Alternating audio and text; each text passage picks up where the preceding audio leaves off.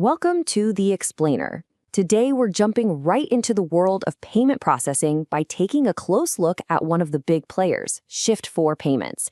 We're going to break down what business owners really need to know using customer reports, legal documents, and the company's own playbook. So let's kick things off with a pretty stark warning, and this comes directly from a business owner. After they processed nearly $1 million with Shift4, they claimed their funds were just frozen. Now, this isn't just another bad review. Think of it as our doorway into a much bigger story. You know, this warning really gets to the heart of how high stakes this decision is. Choosing a payment processor is a huge deal for any business. So this isn't just about one person's bad experience.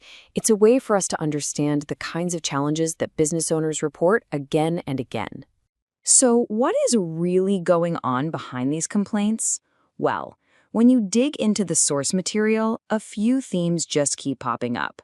Business owners trying to make sense of super complicated contracts, getting hit with fees they never saw coming, and dealing with sales pitches that don't quite line up with the final deal.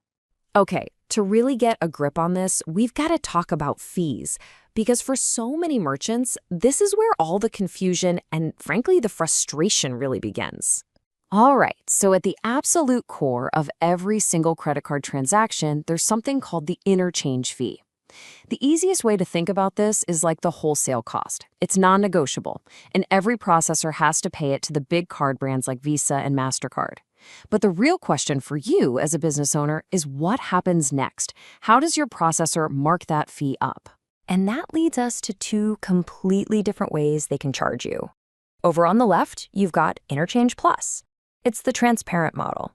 You see the base fee and you see the processor's fixed markup right on top. Simple. Then you have tiered pricing. And this one, well, the sources describe it as way more obscure. It lumps your transactions into these vague tiers, which makes it really hard to see the actual cost and, you guessed it, often leads to you paying more. Reports suggest a lot of merchants get put on this more expensive tiered model. But wait, it's not just about the processing rates. Customers also talk about this whole other world of extra charges, often called junk fees. People describe a literal maze of them. We're talking everything from annual fees and compliance penalties, all the way to a massive $500 fee just to return a piece of equipment. And get this for a perfect example. One business owner said a brand new, out of the blue, $150 monthly fee just appeared on their statement. For what, you ask? Premium support on equipment they had already bought and owned outright.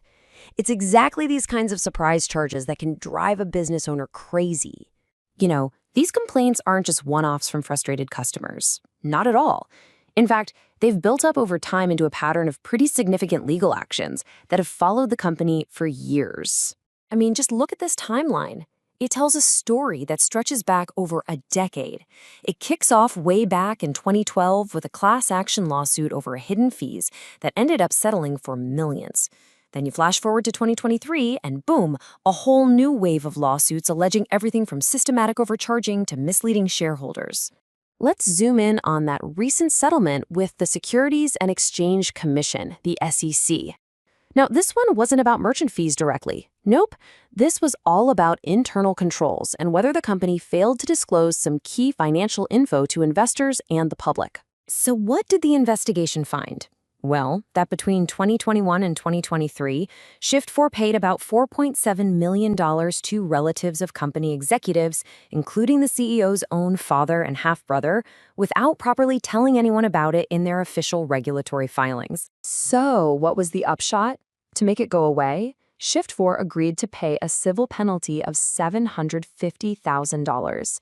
And, as you often see in these kinds of settlements, the company didn't admit to doing anything wrong. But they didn't deny it either. They just agreed to a cease and desist order. Okay, so you have to ask yourself, right? What's causing this huge disconnect between what some customers are promised and what they actually get?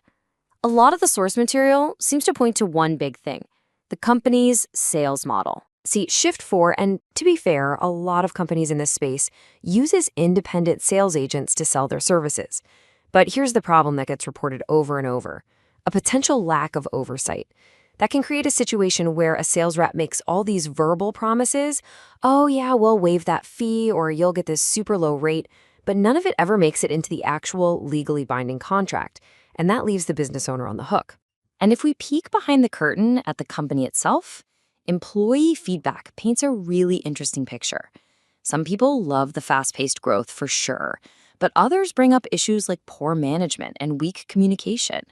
It kind of sounds like a classic case of growing pains, where some of the frustrations people feel inside the company might be echoing what customers are feeling on the outside. All right, so we've looked at the fees, the lawsuits, the sales model. What does this all mean for you, a business owner? What are the big takeaways here to protect yourself, no matter which payment processor you're dealing with? Look, it really comes down to two super important fundamental steps. First, read the contract. I mean, really read it. Scrutinize every line about fees, rates, and especially cancellation policies. And second, and this is absolutely crucial, get every single promise a sales agent makes to you in writing, in that final agreement. If it's not in the contract, it might as well not exist.